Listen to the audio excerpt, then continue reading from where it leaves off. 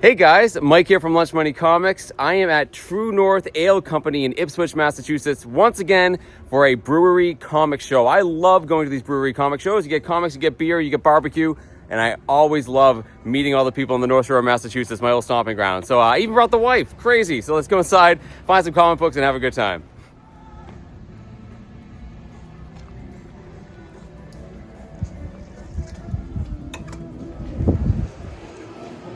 All right, there's the brewery. I'll be in there in a minute. But first, the comics. There's the man of the hour himself, Josh, Buzz Comics, the coordinator of this awesome event. Thanks for doing this every winter. Yes, sir. That's all we want to do. It's just sunny day outside. Right, yeah, it's been snowing all morning. So, yeah, let's check out the show. There's Kit from Amazing Comics. What's up, buddy? Hey, what's Good up? to see you. Hey, Carlos, what's up?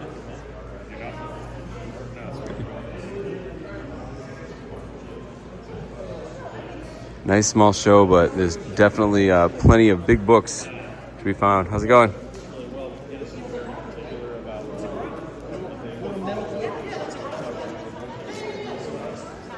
There's Dave from Three Men in a Basement. Hey, Dave, what's going on, buddy?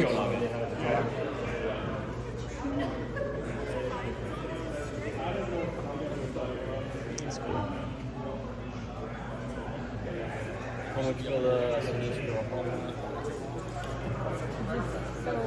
All right, and this is Josh's setup right here. He's got a lot of books that I'm interested in.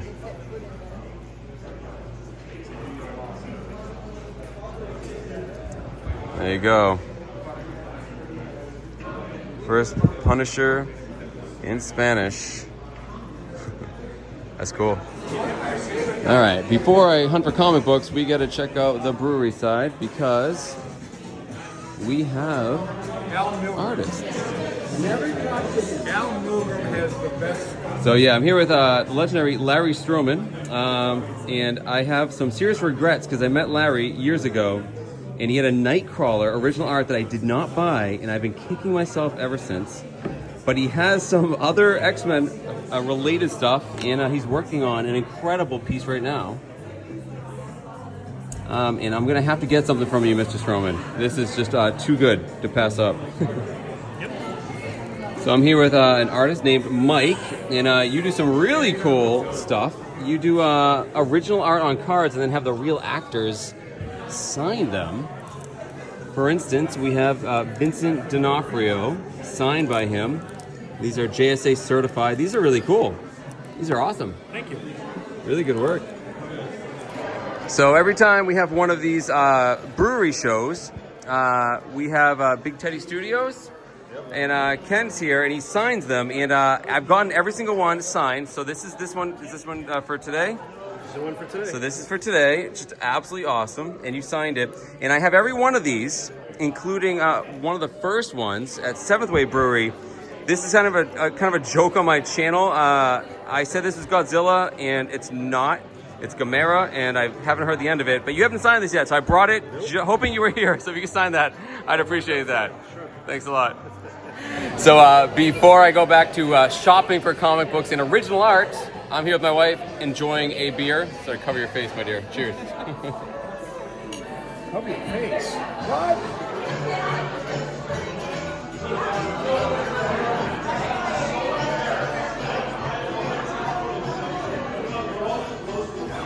And then the last three are going to be 2, 6, 7.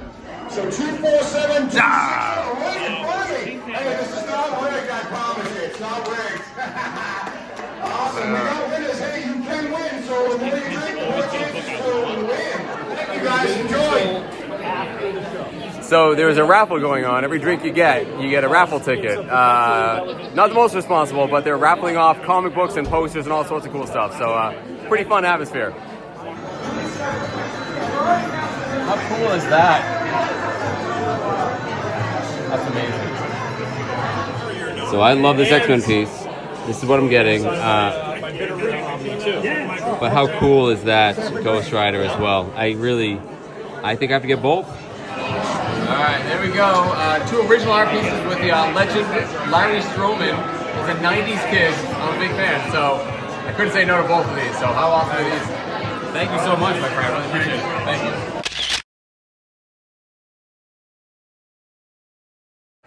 All right, as much fun as I'm having, I do need to look at some comic books at some point today. So let's head over there and see if we can find something good. Wow, is it packed now? So I'm talking to my buddy Kit from Amazing Comics, and he said he hadn't gotten a beer yet. So I told him, I'll watch your booth while you go. So yeah, I'm working one of the vendor spots for at least a few minutes. He's got some great books, so I'm going to have some fun perusing his wares until he gets back. Hey, Noah, what do you have? It's Noah from Broke Boy Comics. Bought a big boy book. What does he got? Did not think I was going to be walking away with this today. I did. I do it. Yeah, it didn't take you very long. You knew I was going to go broke today. There we go. Yeah. Ghost Rider #1. A 7.5. That book in high grade is not easy. Beautiful. Even as a 7.5. I mean, it looks way insane. better than a 7.5. Yeah, absolutely. I am Congrats. so happy. I'll look for it on the channel, buddy. Yeah. Awesome. Thank you. Thanks. I haven't had it often.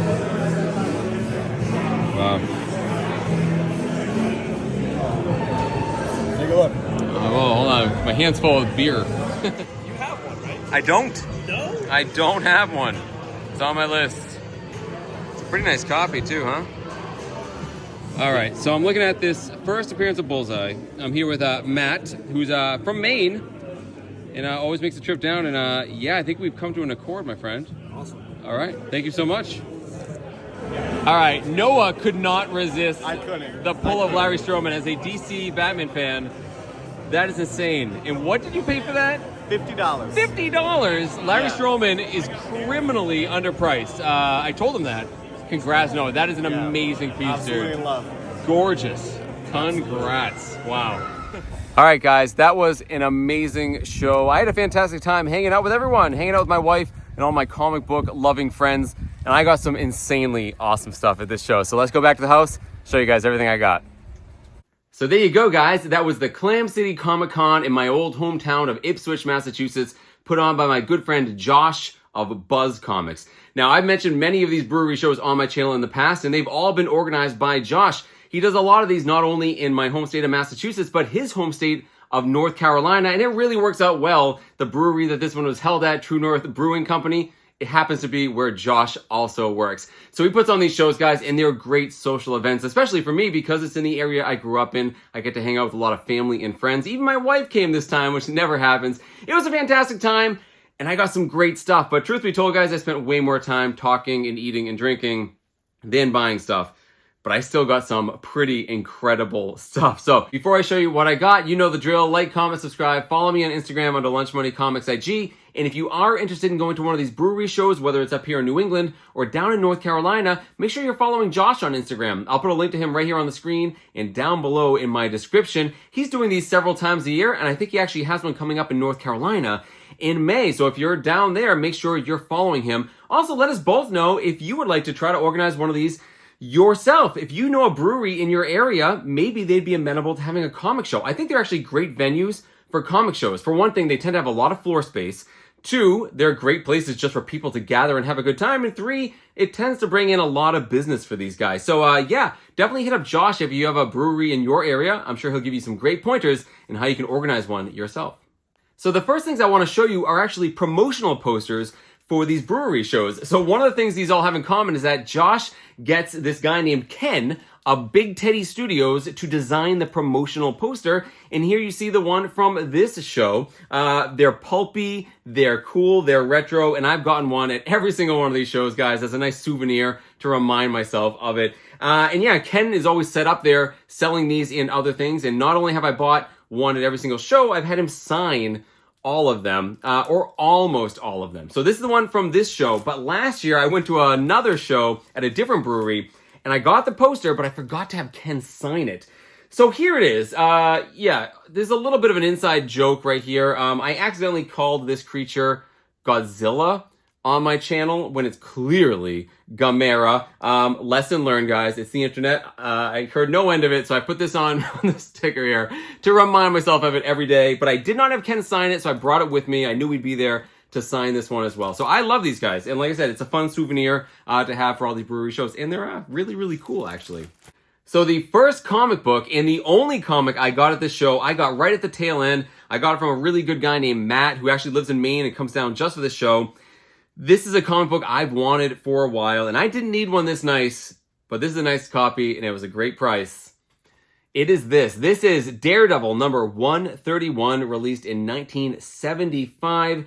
Awesome cover by Rich Buckler, written by Marv Wolfman, art by William Robert Brown, and of course, this is the first appearance of Bullseye, Daredevil's arch rival, right up there with Kingpin. Of course, he is an assassin that can turn an everyday object into a deadly weapon, and he's a really bad dude. One of the most evil characters in all of Marvel Comics, but a very, very important part of Daredevil's history. And as a big Daredevil fan, guys, I've wanted this book for a while. And yes, of course, I have some Marvel trading cards of Bullseye as well. One interesting thing about this is that, a lot of people associate Bullseye with Frank Miller, but Frank Miller didn't come onto the Daredevil title until issue 158. So this predates Frank Miller, although Frank Miller made him much more famous, I would argue. But what's cool is this book was inked by Klaus Janson, who was a long-time collaborator with Frank Miller later on. So Klaus Janson's been involved in all the cool Daredevil stuff, I would argue. Killer book, guys. Here's the thing. Like I said, it's a really nice copy. I would say this is at least a 7.0. There are a couple of color breaks on the spine, but they're hard to see. This book is bright, it's colorful, staples are tight. It's a nice book, guys. Originally, Matt had it priced at $150, and he came down to $120 for me. Like I said, I was looking for a lower grade copy of this book. I would have been fine with it. And you can get them under $100, but I'm very happy to have a nice high grade one instead. So there you go, guys. First appearance of Bullseye. Been a long time coming for me to get this into my collection. So while I only got one comic at this comic book show, I arguably got something better. You saw in the footage, I got not one, but 2 pieces of original art from comic book artist Larry Stroman. So I had no idea Larry Stroman was going to be at this show. Josh puts on a great show, but it's a smaller show.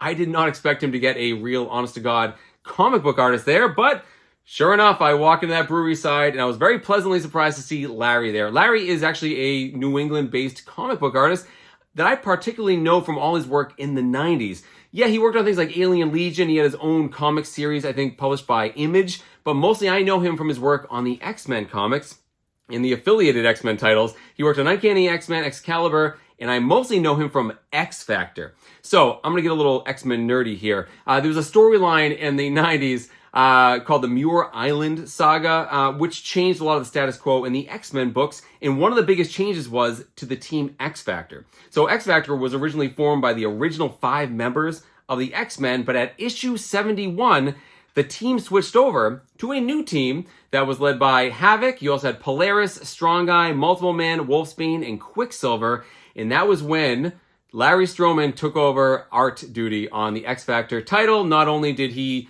illustrate this new X Factor team, but he also designed their suits, which were very iconic, very 90s looking. But it's the X Factor I knew and loved collecting as a kid. That's how I know Larry Stroman, and that is why when I met him in the past, early in Lunch Money Comics history, me and my son had him both sign our copies of X Factor 71. And he kind of joked, everyone knows him for X Factor, but he worked on a lot of stuff in the 90s. He didn't work on X Factor very long. But still, guys, I remember him quite vividly in that first meeting because he had a lot of original art on his table, similar to what you saw in the footage that was pencil and ink.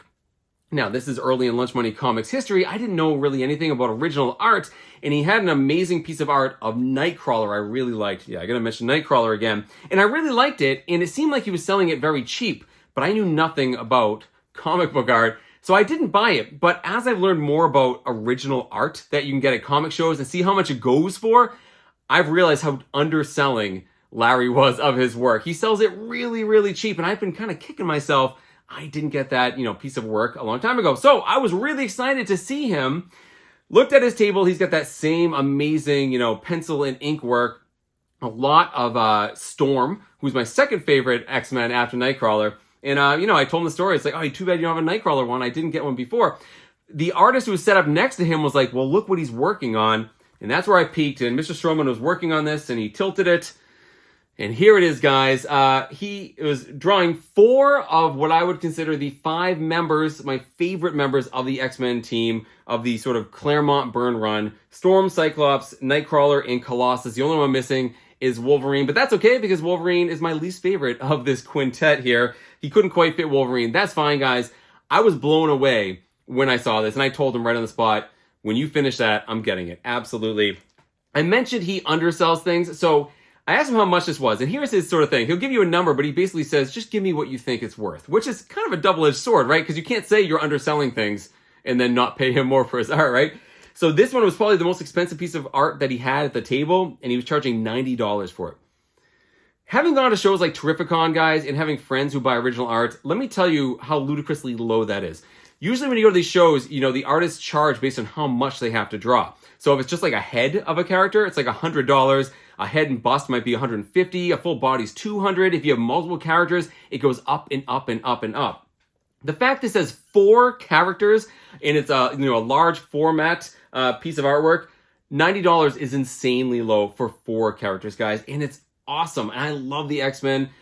I just thought this was a fantastic deal, and yes, you'll see in a second, I did pay him more than the $90. So I was pretty content with this. I thought it was awesome. However, man, I'm looking down at the rest of the art on his table, and he's quoting prices like $50, $60 for this stuff. I looked down and saw another piece of artwork, guys, and I just couldn't live without it. I'm not the biggest Ghost Rider fan, but come on, guys. I am a fan of Negative Space, and look what he did here. Basically, this is a white, canvas here, and he basically painted it ink all around Ghost Rider to fill in that negative space. And Nightcrawler pops up prominently. The only thing he added on top of the black was the chain and the zipper. I love the zipper. It's really cool.